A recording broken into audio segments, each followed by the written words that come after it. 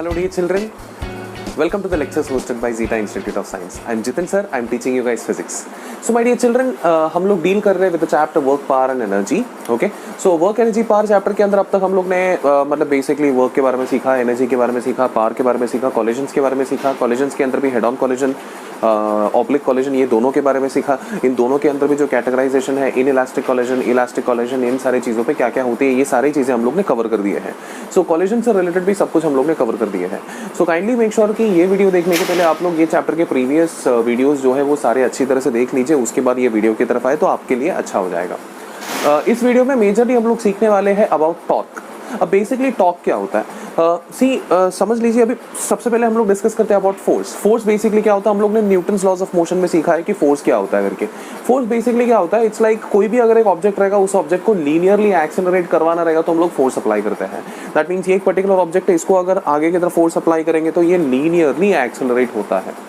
लेकिन इसके जगह पे अगर इमेजिन कीजिए आपको कोई चीज़ को घुमाना होगा. ओके, कोई भी चीज़ को घुमाना होगा. फॉर एग्जांपल ये मार्कर को अगर आप चाहते हो कि घुमाना है आपको इस मार्कर को, तो ये मार्कर को क्या करना पड़ेगा, एक कोने से पकड़ना पड़ेगा, फिर दूसरे जगह से फोर्स अप्लाई करना पड़ेगा, तब जाके ये ऐसा घूमेगा. तो बेसिकली मार्कर को घुमाने के लिए क्या लगता है, एक पॉइंट पे एक एक्सिस लगता है और दूसरे तरफ से फोर्स लगता है. ये दोनों का कॉम्बिनेशन रहेगा तब जाके मार्कर घूमेगा. अगर हम लोग ने अकेला फोर्स अप्लाई किया मार्कर के ऊपर, किधर से पकड़ा नहीं, जस्ट ऐसे ही फोर्स अप्लाई किया, तो क्या होगा, मार्कर डिस्प्लेस करेगा लीनियरली, घूमेगा नहीं बल्कि वो लीनियरली डिस्प्लेस करेगा. तो that means what I am trying to say is, अगर आपने सिर्फ और सिर्फ फोर्स अप्लाई किया तो मार्कर या कोई भी चीज जो होती है वो लीनियरली एक्सेलरेट करेगा. लेकिन अगर एक जगह से पकड़ के, दैट मींस एक एक्सिस देकर आपने दूसरी जगह से फोर्स अप्लाई किया तो वो घूमेगा. सो ये जो कॉन्सेप्ट है, जो आप एक जगह पे एक्सिस देकर फिर आप फोर्स अप्लाई कर रहे हो, this kind of concept is called as this quantity. This concept actually generates a new quantity which is basically responsible for this particular rotation, and that particular quantity is called as torque. Okay, सो यहां पर हम लोग सीखेंगे torque के बारे में. TORQUE, that's the spelling. उसको एक और नाम से बुलाया जाता है मोमेंट ऑफ फोर्स. टॉर्क या फिर मोमेंट ऑफ फोर्स, दोनों का मतलब बेसिकली सेम ही होता है. ओके, दोनों को दो डिफरेंट मतलब है नहीं, दोनों का मतलब सिंपली सेम ही होता है. अब इन दोनों का सिंबॉलिकल रिप्रेजेंटेशन मैं बोलूँगा. सबसे पहले सिंबल के पहले मैं कुछ चीज़ें बता देता हूँ. सिंबॉलिकल रिप्रेजेंटेशन ऊपर बना के दिखा देता हूँ. सिंबॉलिकल रिप्रेजेंटेशन जैसे कि अभी फोर्स को आप F से डिनोट करते हो, मोमेंटम को P से डिनोट करते हो, वैसे ही टॉर्क को आप डिनोट करेंगे. अब बनाइए T. ओके, T बना देना. T का जो टेल है, सबसे नीचे वाला पोर्शन है ना, उसको राइट हैंड साइड की तरफ हल्का सा टिल्ट कर दीजिए. इस सिंबल को हम लोग बुलाते हैं टाउ. टाउ बुलाते हैं इसको, समझ लीजिए. TAU, that's the spelling, tau. Okay, so tau symbol से हम लोग उसको डिनोट करते हैं. तो इसका सिंबल हो जाएगा टाउ, लाइक दिस. ओके, अब ठीक है भाई, टॉर्क के बारे में बेसिक कुछ चीजें हम लोग सीख लेते हैं. It is analogous to force. Analogous मतलब समझ लीजिए फोर्स जो काम करता है एक पर्टिकुलर सेक्शन पे, वही काम ये टॉर्क भी करता है और दूसरे पर्टिकुलर सेक्शन पे, उसको बोलते हैं एनालॉगस. ओके, सेम काम करते हैं दोनों, बट दोनों एक जगह पे नहीं करते, दो अलग अलग जगह पे सेम काम करते हैं. फॉर एग्जांपल, लीनियर एक्सेलरेशन देने के लिए टॉर्क की फोर्स की जरूरत पड़ती है, तो रोटेशनल एक्सेलरेशन देने के लिए टॉर्क की जरूरत पड़ती है. रोटेशन में टॉर्क लगता है, रोटेशन में टॉर्क जो काम करता है वही काम लीनियर में फोर्स करता है. Same story. This is the first point. दूसरा, सबसे पहली बात ये क्या है, एनालॉगस टू फोर्स है. Okay, it can provide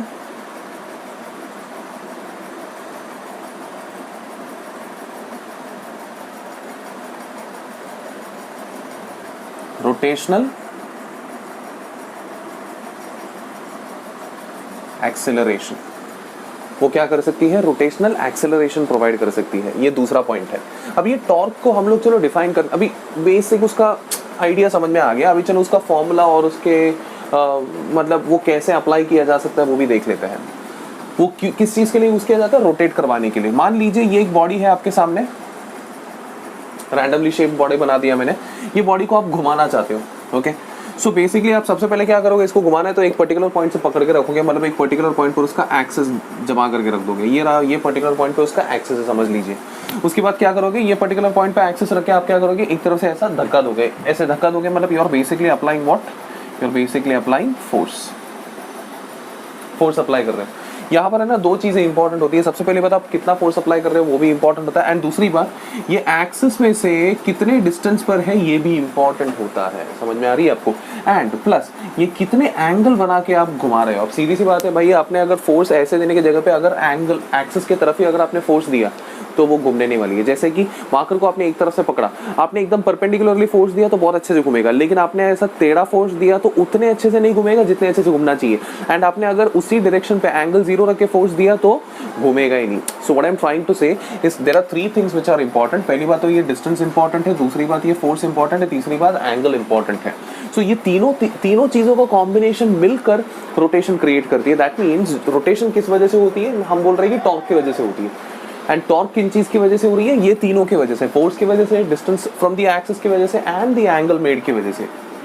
therefore मैं टॉर्क को ऐसे डिफाइन कर सकता हूं, torque is basically R is important, F is important and the sign of the angle is important, because हम लोग ने अभी जस्ट डिस्कस किया कि भाई अगर एंगल 0 रहेगा तो टॉर्क भी, रोटेशन होगा नहीं, रोटेशन नहीं होगा मतलब टॉर्क 0 होगा। एंगल 0 पे अगर टॉर्क 0 होना है तो यहाँ पर साइन रखना पड़ेगा, बिकॉज साइन के केस में एंगल अगर 0 डाल देंगे तो साइन 0 हो जाएगा, साइन 0 हो गया तो फिर बेसिकली पूरी तरह से सब कुछ 0 हो जाएगा। तो torques expression goes like this, it is nothing but R F sin theta. And इस कॉन्सेप्ट में अगर हम लोग ने अभी सीधी सी बात है, R का डायरेक्शन अगर हम लोग ने एक्सिस से लेकर ये पर्टिकुलर डायरेक्शन पे बना के दिखाया, this is R bar, this is F bar, then R bar, F bar and then sin theta, RF sin theta can be rewritten as R bar cross F bar, that will give you torque tau bar.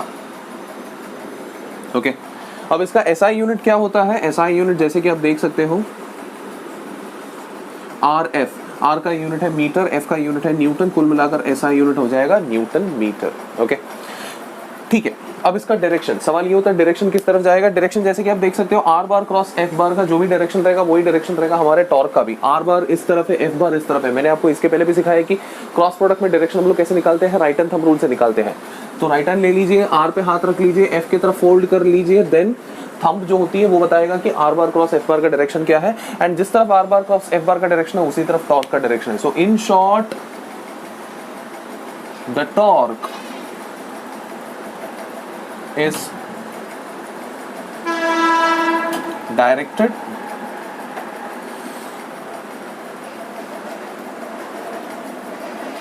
along the thumb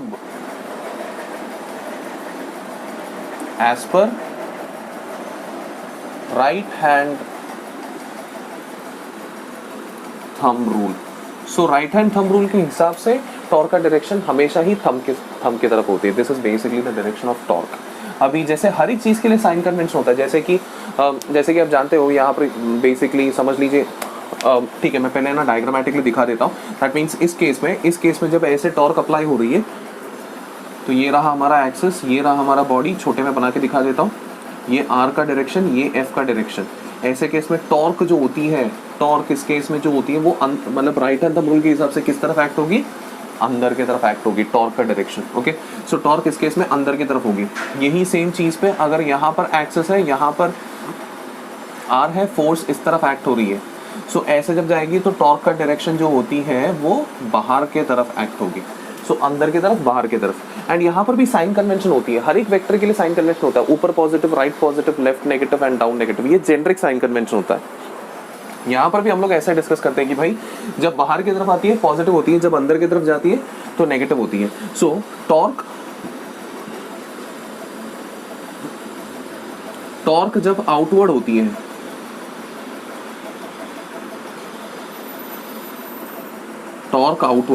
torque जब outward होती है तो उस time पर देखो torque outward होती है, that means rotation जो होती है ना, अगर आप देखेंगे तो ये रोटेशन का डायरेक्शन देखो, रोटेशन का डायरेक्शन एंटी क्लॉकवाइज होती है। तो आउटवर्ड को हम लोग in general positive he consider करते हैं, आउटवर्ड पॉजिटिव, इनवर्ड नेगेटिव होता है, क्योंकि जेड एक्सिस बाहर की तरफ पॉजिटिव होती है। सो torque outward that is rotation anti clockwise,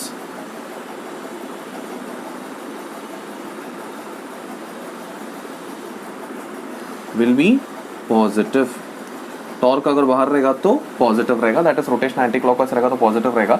similarly torque अगर इनवर्ट रहेगा दैट इज रोटेशन क्लॉकवाइज रहेगा विल बी नेगेटिव। इनवर्ट रहेगा, रोटेशन क्लॉकवाइज रहेगा तो नेगेटिव रहेगा। सो आई बिलीव इतना आप लोगों को समझ में आया होगा। टॉर्क का बेसिक अंडरस्टैंडिंग है, टॉर्क का बेसिक एक्सप्रेशन बहुत ही इंपॉर्टेंट एक्सप्रेशन होती है। टॉर्क के डायरेक्शन के बारे में बताया है, please make a note of it. I believe सभी लोगों ने लिख लिया है। सो माय डियर चिल्ड्रन, ये टॉर्क बेसिकली, टॉर्क का एक्सप्रेशन जैसे मैंने आपको बताया है, torque is either cross product में हम लोग लिख सकते हैं it is are bar cross F bar, नहीं तो हम उसको लिख सकते हैं मैग्नीट्यूड वाइज लिख सकते हैं भाई आर एफ साइन थीटा। अब यहाँ पर मैं दो अलग अलग कंडीशंस आपके सामने दिखाना चाहता हूँ। अगर आपको लगता है कि भाई जो फोर्स है वो हमारे R that is position vector से परपेंडिकुलर है, अगर वो परपेंडिकुलर है मतलब थीटा की जगह पे 90 आ जाएगा। थीटा अगर 90 है तो आप तो जानते हो कि साइन 90 जो होती है 1 होती है, देयरफॉर टॉर्क का एक्सप्रेशन हो जाएगा आर इंटू एफ। ये कब होती है? जब फोर्स और आर एक दूसरों से परपेंडिकुलर होती है। तो अब इसके अंदर भी दो देखो, मतलब हो सकता है कि भाई फोर्स परपेंडिकुलर है आर से, नहीं तो फिर आर परपेंडिकुलर है फोर्स से, इट डजंट मैटर, कैसा भी हो सकता है। मतलब टॉर्क हो सकता है आर परपेंडिकुलर है फोर्स से, नहीं तो आर वैसे के वैसे ये फोर्स परपेंडिकुलर है आर से, ये परपेंडिकुलर का सिंबल डाला, इट डजंट मैटर वो कैसे है, दोनों का एंड आउटपुट क्या होती है, सेम ही होती है। ये होता है एक टाइप। दूसरा टाइप क्या होती है, इफ फोर्स अगर पैरेलल है आर से, मतलब थीटा का वैल्यू क्या हो जाएगा, जीरो, थीटा जीरो डाल दीजिए, साइन जीरो हो जाती है, देयरफॉर टॉर्क का एक्सप्रेशन क्या हो जाता है, जीरो। सो टॉर्क का एक्सप्रेशन अगर आपको चाहिए तो परपेंडिकुलर होना चाहिए, पैरेलल होने से कोई मतलब नहीं होता है। तो इसी में से कनेक्ट करके मैं आपको एक सिंपल सा चीज बता देता हूं। टॉर्क का एक्सप्रेशन अगर आपको फाइंड करना है, सो एवरी टाइम आप एक काम करना, परपेंडिकुलर बनाने की कोशिश करो। जैसे कि यहां पर इमेजिन कीजिए ये पर्टिकुलर बॉडी पे ऐसा फोर्स एक्ट हो रही है, यहां से यहां तक आर जा रही है, इन दोनों के बीच का angle is definitely not perpendicular, इतना तो क्लियर है भाई। एक काम करता हूं मैं, ये फोर्स दो तरीके हैं, okay, there are two methods to find torque. वो दो तरीके मैं आपके सामने एक्सप्लेन कर रहा हूं यहां पर।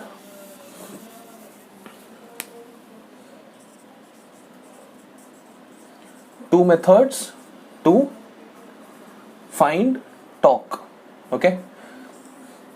ये दो मेथड्स मैं जो सजेस्ट कर रहा हूं, ये एंट्रेंस लेवल पे जब भी आप लोग फटाफट सॉल्व करने की कोशिश करते हैं, ये मेथड्स हमेशा आपके लिए यूजफुल रहने वाला है। देख लीजिए आप एक काम कीजिए, मान लीजिए ये रैंडम बॉडी है, यहां से यहां पर फोर्स एक्ट हो रही है, यहां से यहां पर आपका आर एक्ट हो रही है। बेसिकली परपेंडिकुलर करना है, या तो फोर्स को रिजॉल्व करो, नहीं तो आर को रिजॉल्व करो, रिजॉल्व करने का तरीका यूज करो, ओके। सो वन मेथड क्या है, so first method resolve F, force को रिजॉल्व करो। फोर्स को रिजॉल्व करेंगे मतलब आप क्या करेंगे, ये जो बॉडी है इस पर ये जो फोर्स एक्ट हो रही थी ऐसे, ये आर था, आप फोर्स को रिजॉल्व कीजिए दो कंपोनेंट पे, एक कंपोनेंट रहेगा आर से परपेंडिकुलर, एक कंपोनेंट रहेगा आर से पैरेलल, ऐसे रिजॉल्व कीजिए। सो ये होगा परपेंडिकुलर कंपोनेंट, ये होगा पैरेलल कंपोनेंट। आप तो जानते हो कि अगर पैरेलल रहेगा तो उसकी वजह से कोई टॉर्क नहीं होगा। सो सी सिंपल सा फंडा क्या है, पहले कैसा था, फोर्स था, फोर्स को मैंने तोड़ के दो कंपोनेंट्स बना दिए, अब ये दोनों कंपोनेंट्स कंबाइन होके वही फोर्स देने वाली जो पिछले वाले इसमें था। सो टोटल टॉर्क अगर आपको पता करना है तो आप एक काम कीजिए, परपेंडिकुलर की वजह से टॉर्क पता कीजिए, पैरेलल की वजह से टॉर्क पता कीजिए, दोनों को क्या करना है आपको, ऐड करना है, ऐड कर दीजिए। आप तो जानते हो कि पैरेलल की वजह से टॉर्क क्या होता है, जीरो होता है, लेकिन परपेंडिकुलर की वजह से टॉर्क होता है। तो ये फोर्स की वजह से जो भी टॉर्क है, ओके, टाउ बार जिसको हम लोग बोलते हैं are bar cross F bar, उसका मैग्नीट्यूड अगर आपको निकालना है, टाउ इज बेसिकली आर, मतलब इनके बीच के एंगल्स को भी यूज कर सकते हैं, नहीं तो फिर R multiplied by F perpendicular. बस मतलब मैंने क्या बताया, एक मेथड क्या है, आप सिंपली क्या करेंगे, फोर्स को रिजॉल्व करेंगे, रिजॉल्व करने के बाद जो उसका परपेंडिकुलर कंपोनेंट रहेगा सिर्फ उसी को कंसीडर करेंगे, पैरेलल कंपोनेंट को सिंपली इग्नोर कर देंगे। समझ में आ रही है आपको, फोर्स को रिजॉल्व करके निकालना आपका एक मेथड है। तो दूसरा मेथड क्या होगा, आर को रिजॉल्व करना, वो मैं बताता हूं, बट उसके पहले आप प्लीज इसको नोट डाउन कर लीजिए, फिर मैं ये सेक्शन को इरेज करके फिर मैं आपको बताऊंगा। Please note it down.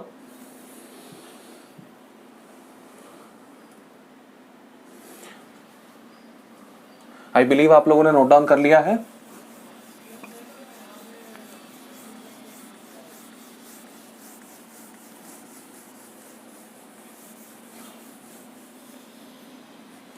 So over here second section जो है that is you resolve R. R को रिजॉल्व करना है, सेम स्टोरी, आपको आर को रिजॉल्व करना है। कैसे रिजॉल्व करेंगे? ये रहा आपका बॉडी, ये रहा आपका फोर्स, ये रहा आपका आर। ओके आप क्या करेंगे? आर को इस तरह रिजॉल्व करेंगे कि आर इस बार फोर्स से परपेंडिकुलर होगा, मतलब फोर्स को आप हाथ नहीं लगाएंगे। तो इस बार आप क्या करेंगे? फोर्स को थोड़ा सा पीछे की तरफ एक्सटेंड करो या आगे की तरफ एक्सटेंड करो, डिपेंडिंग ऑन द सिचुएशन। तो और आर को रिजॉल्व करो, आर को ऐसे और ऐसे ऐसे रिजॉल्व करने की कोशिश करो। आइडिया समझ में आया आपको? सो ये जो कंपोनेंट, ये अगर आपका आर रहेगा, so this will be are perpendicular to force, this will be are parallel to the force. सो ये सेक्शन परपेंडिकुलर है, तो बेसिकली आपका टॉर्क का एक्सप्रेशन क्या हो जाएगा? पैरेलल की वजह से तो कुछ होने नहीं वाला है, सो बचा क्या फिर? क्या परपेंडिकुलर। सो ये आपका आंसर हो जाएगा।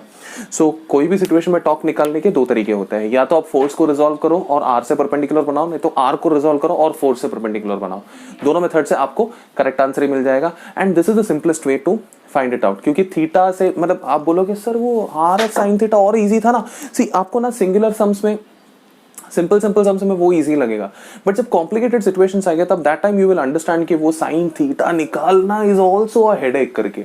ओके तो इसी वजह से आई वुड रादर सजेस्ट कि you always prefer this method. This method is always accurate, you will always get the correct answer. Okay I request you guys to start writing down from this particular position two methods to find torque, first method and the second method. Please make a note of it. I believe आप लोगों ने note down कर लिया है। सो अभी talk के बारे में नेक्स्ट हम लोग जो सीखने वाले हैं, अब तक हम लोग ने टॉक के बेसिक्स के बारे में सीखा, टॉक को कैसे मेजर करते हैं ये सीखा। अब इतना जान लीजिए कि भाई टॉक में भी सुपरपोजिशन प्रिंसिपल एप्लीकेबल है। सुपरपोजिशन प्रिंसिपल मतलब एक से ज्यादा टॉर्क अगर एक ही बॉडी पे एक्ट हो रही है तो उसका एक इफेक्टिव टॉर्क हो सकती है। Okay so superposition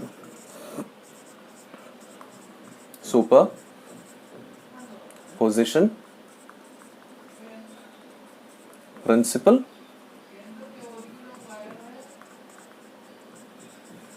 is applicable on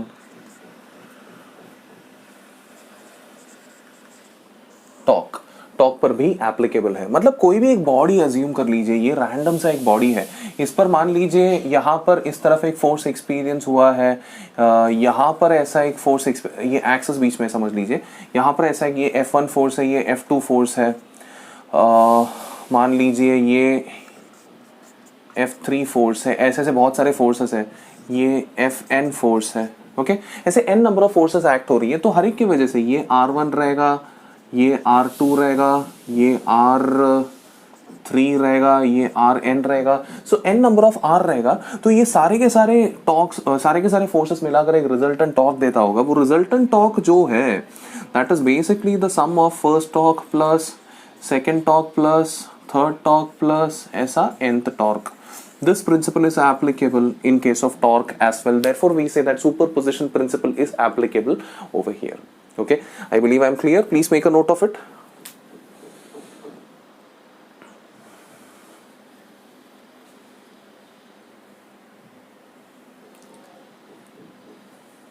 I believe आप लोगों ने नोट डाउन कर लिया होगा।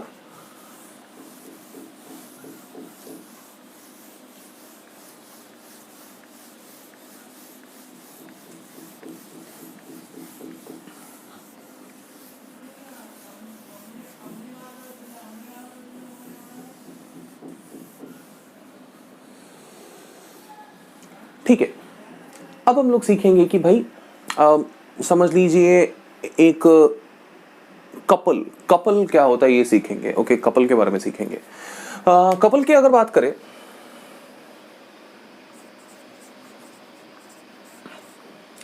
कपल बेसिकली क्या होता है, मान लीजिए दो फोर्सेस इक्वल इन मैग्नीट्यूड, अगर दो अलग अलग से एक ही पॉइंट पर, फॉर एग्जांपल ये मार्कर, दो फोर्सेस दोनों इक्वल इन मैग्नीट्यूड, एक इस तरफ एक्ट हो रही है, एक इस तरफ एक्ट हो रही है, दोनों अगर एक ही पॉइंट पर एक्ट होगी तो ये बॉडी का नेट फोर्स जो होती है वो जीरो हो जाएगी, दोनों एक दूसरे से कैंसिल हो जाएगी। लेकिन इमेजिन कीजिए यही फोर्सेस जो है ना, एक इधर एक्ट हो रही है और एक इधर एक्ट हो रही है, ऐसा अगर हुआ ना तो ये मार्कर घूमना शुरू हो जाएगा। घूम रहा है मतलब उस पर टॉर्क एक्ट हो रही है, इसीलिए घूम रहा है। यहां पर मैं क्या बोलने की कोशिश कर रहा हूं, दो फोर्सेस मिलकर जब इसके ऊपर एक्ट हुआ ऑपोजिट डायरेक्शन में, दो अलग अलग पॉइंट्स पर, तब जाके यहां पर टॉर्क जनरेट हो गया। अब दो फोर्सेस मिलकर टॉर्क जनरेट करवा रही है, इसी वजह से वो दो फोर्सेस को हम बुलाएंगे कपल के नाम से। Okay, so couple is basically two forces acting on the same body at two different points which are having equal magnitudes but opposite directions are called as couple. Okay, अब for example this is a body. Okay, यहां पर एक force act हो रही है ऐसे, यहां पर एक फोर्स एक्ट हो रही है ऐसे, इन दोनों के बीच का परपेंडिकुलर डिस्टेंस लेट मी से इट इज r होगा उसका perpendicular distance. Okay, so this will also create an equal effect of rotating the body or maybe equal effect of torque. The rotation will happen due to which there will be a torque. अब सवाल ये है कि भाई वो torque कैसे find करेंगे हम लोग। ओके, अब वो टॉर्क फाइंड करने के लिए हम लोग ने अब तक जो सीखा है, वो टॉर्क फाइंड करने के लिए हमें बेसिकली एक एक्सेस चाहिए होता है और एक फोर्स चाहिए होता है, उसमें से हम लोग टॉर्क निकाल सकते हैं। अब यहाँ पर एक्सेस के बारे में उन्होंने कुछ बताया नहीं है। ठीक है भाई, हम एक काम करेंगे, तीन अलग अलग सिचुएशन में एक्सेस निकाल के देखेंगे। एक बॉडी के बाहर एक्सेस रख के देखेंगे, एक बॉडी के अंदर इन फोर्सेस के बीच में एक्सेस रख के देखेंगे, और एक बॉडी के अंदर इन दोनों फोर्सेस में से कोई भी एक पॉइंट पर एक्सेस रख के देखेंगे। तीन अलग अलग सिचुएशन, दैट इज फोर्सेस के बीच में एक्सेस, फोर्सेस के कोने में एक्सेस, फोर्सेस के बाहर एक्सेस। तीन अलग अलग सिचुएशन पे एक्सेस रख के हम लोग टॉर्क मेजर करके देखेंगे और चेक करेंगे कि तीनों सिचुएशन पे टॉर्क का वैल्यू सेम मिल रहा है या अलग मिल रहा है। Let's check it out. So first of all let me call this point as A B. Okay, and बीच में कोई तो भी एक random point C. The C is not mid point, it's random point between A and B, and ये रहा इसके बाहर एक point D. If axis is along A, A से अगर एक्सेस पास हो रही है तो क्या होगा देखते हैं। अब A से जब एक्सेस पास हो रही है तो सबसे पहली बात यहां पर टॉर्क फाइंड करना है। बेसिकली इधर कितने फोर्सेस है, दो फोर्सेस है। ओके, सो टोटल टॉर्क जो होगा that will be torque due to the first one plus torque due to the second one. दोनों की वजह से जो टॉर्क होगा उन दोनों का एडिशन होकर टोटल टॉर्क मिलेगा। अब दो टॉर्क किसकी वजह से हो रही है, दो फोर्सेस की वजह से दो टॉर्क हो रही है। सिंपल सा फंडा है यार। अब पॉइंट ए पर अगर फोर्स भी ए पर ही एक्ट हो रही है तो सीधी सी बात है, मान लीजिए ये मार्कर को घुमाना है, यहां पर उसका एक्सेस है, मैंने जो फोर्स अप्लाई किया वो अगर इस पर्टिकुलर पॉइंट पर अप्लाई किया तो डेफिनेटली ये घूम सकती है। लेकिन अगर जो मैंने फोर्स अप्लाई किया वो इधर ही अप्लाई किया तो क्या घूमेगी, क्या ये नहीं घूमेगी। क्यों नहीं घूमेगी? क्योंकि आप अगर देखेंगे फोर्स जब यहाँ पर होती है तो परपेंडिकुलर डिस्टेंस ज्यादा होता है। जितना ज्यादा परपेंडिकुलर डिस्टेंस उतना ज्यादा आर, उतना ज्यादा टॉर्क। जितना परपेंडिकुलर डिस्टेंस कम करेंगे टॉर्क भी उतना कम हो जाएगा। यहाँ पर क्या होता है, परपेंडिकुलर डिस्टेंस जीरो हो जाएगा। सो यहाँ पर बेसिकली क्या हो रही है, फर्स्ट वाला टॉर्क जो ये फोर्स की वजह से एक्ट होती है उसका परपेंडिकुलर डिस्टेंस जीरो होने की वजह से उसका टॉर्क भी जीरो हो जाएगा। प्लस सेकंड टॉर्क की अगर बात करें तो ये एक्सेस है, इस एक्सेस के दम पे अगर यहाँ पर मैंने फोर्स अप्लाई किया तो ये बॉडी जो है ना ऐसा घूमना शुरू हो जाएगा। दैट मीन्स यहाँ पर एक टॉर्क एक्ट हो रही है। टॉर्क का एक्सप्रेशन क्या होगा, perpendicular distance multiplied by force that is R multiplied by F. So torque will be equal to RF. So torque का एक्सप्रेशन मिला। So that means हम लोग ये समझ गए कि अगर हम लोग ने एक्सिस को पॉइंट ए पर अज्यूम किया तो ऑब्वियसली मुझे टॉर्क कितना मिलने वाला है करके। अभी चलो दूसरा एक सिचुएशन देखते हैं। अभी देखते हैं पॉइंट सी पर। पॉइंट सी मतलब इन दोनों के बीच में कोई भी एक रैंडम पॉइंट है, वो पॉइंट पर कितना टॉर्क एक्सपीरियंस होता है वो देखते हैं। If axis is along point C, point C से एक्सेस पास हो रही है तो क्या होगा देखते हैं। पॉइंट सी के हिसाब से वापस अपने को सेम स्टोरी है। पॉइंट सी के हिसाब से इधर भी एक फोर्स एक्ट हो रही है, इधर भी एक फोर्स एक्ट हो रही है। दोनों फोर्सेस की वजह से टॉर्क एक्सपीरियंस होती है। टोटल टॉर्क जो होगा, फर्स्ट वाला टॉर्क प्लस सेकंड वाला टॉर्क, इन दोनों का एडिशन मिलकर टोटल टॉर्क मिलता है। ओके ये torque with respect two point A था, torque with respect two point सी है। अब फर्स्ट वाले फोर्स की वजह से टॉर्क कितना एक्सपीरियंस हो रही है। सिंपल सा फंडा यार, यहाँ पर एक्सेस है, ये परपेंडिकुलर डिस्टेंस है, ये फोर्स है। Perpendicular distance multiplied by force आपको टॉर्क दे देगा। इधर से इधर तक का परपेंडिकुलर डिस्टेंस है AC multiplied by force plus ये परपेंडिकुलर डिस्टेंस। अभी दूसरे वाले फोर्स की वजह से टॉर्क कितना होता है, वापस perpendicular distance multiplied by force, तो CB मल्टीप्लाइड बाय फोर्स। अब ये दोनों को पॉजिटिव साइन क्यों दिया, आप अगर ऑब्जर्व करोगे तो ये भी एंटी क्लॉकवाइज हो रही है, ये भी एंटी क्लॉकवाइज हो रही है। थोड़ी देर पहले मैंने आपको बताया कि जब भी एंटी क्लॉकवाइज रोटेशन होती है तभी टॉर्क जो होती है वो बाहर की तरफ आती है, जिस वजह से पॉजिटिव कंसीडर किया जाता है। देयरफॉर इसको भी मैं पॉजिटिव कंसीडर करूंगा, इसको भी पॉजिटिव कंसीडर करूंगा, क्योंकि दोनों में एंटी क्लॉकवाइज रोटेशन होती है और torque right hand thumb rule के हिसाब से क्या होती है, बाहर की तरफ आती है। Anyway, so torque at point C will be equal to, F को अगर ये ले लिया, बाहर ले लिया, AC प्लस CB, AC प्लस CB कुल मिलाकर क्या मिलता है अपने को, AB मिलता है। AB बेसिकली क्या होता है, R होता है। सो torque when the axis is passing through point C is also R into F. So इसका मतलब क्या होता है, एक्सिस यहां से पास हो या यहां से पास हो, इट डजंट मैटर, दोनों केस में टॉर्क का एक्सप्रेशन सेम ही आएगा। ठीक है, कोने में देख लिया, अंदर देख लिया, अभी बाहर देखते हैं last case. If axis is along point D, वापस फाइंड करने की कोशिश करते हैं पॉइंट डी के हिसाब से, वापस सेम स्टोरी है। Total torque will be equal to tau 1 bar plus tau 2 bar. अब टाउ 1 बार इस फोर्स की वजह से होती है, तो this is basically perpendicular distance multiplied by force. अब यहां पर आप देखेंगे तो ये क्लॉकवाइज जा रही है, क्लॉकवाइज जा रही है इसलिए माइनस साइन के साथ लिखूंगा। Perpendicular distance is how much, DA multiplied by force, plus torque 2 क्या है, फोर्स ऊपर की तरफ एक्ट हो रही है, so perpendicular distance multiplied by force. So perpendicular distance कितना है भाई, DB multiplied by force. Okay, सो यहां पर force that is nothing but DB minus DA। DB में से DA को निकाल देंगे तो बचेगा AB, so force into AB, and AB का expression is nothing but R। So torque tau D करके नाम दे देता हूं, टाउ D में भी टॉर्क का एक्सप्रेशन क्या होता है, R into F। So in short मैं ऐसे बोल सकता हूं कि जब भी कपल ऑफ फोर्स एक्ट होती है, आप एक्सिस को कहीं पर भी रखो, फोर्सेस के बीच में कहीं पर रखो, फोर्सेस के कोने पे कहीं पर रखो, फोर्सेस के बाहर कहीं पर रखो, बॉडी के भी बाहर रखो, भाई कहीं पर भी एक्सेस रख के देखो, घूम फिर के आपको टॉर्क का एक्सप्रेशन हमेशा ही एक ही वैल्यू मिलेगा, that will B tau will be equal to perpendicular distance multiplied by force, case closed. So every time you just have to remember one thing, सी घूम फिर के perpendicular distance multiplied by force, ये first time नहीं आ रहा है, इसके पहले भी हुआ है। तो सिंगल फोर्स की वजह से, मतलब फोर्स और एक्सिस की वजह से जो टॉर्क एक्सपीरियंस होती है वो हो, या फिर कपल ऑफ फोर्स की वजह से जो टॉर्क एक्सपीरियंस होती है वो हो, एवरी टाइम टॉर्क का सिर्फ एक मात्र फॉर्मूला होता है, एक सिंगल फॉर्मूला होता है, that is nothing but perpendicular distance multiplied by force. इतना आपने अगर दिमाग में रख लिया तो बात खत्म, टॉर्क से रिलेटेड सब कुछ आपको पता है अभी। सो ये लेक्चर में हम लोग ने एक्चुअली टॉर्क से रिलेटेड सब कुछ सीख लिया। इनफैक्ट एक और चीज मैं आपको बताना चाहता हूं, बट वो बताने के पहले आप प्लीज ये एक चीज नोट डाउन कर लीजिए।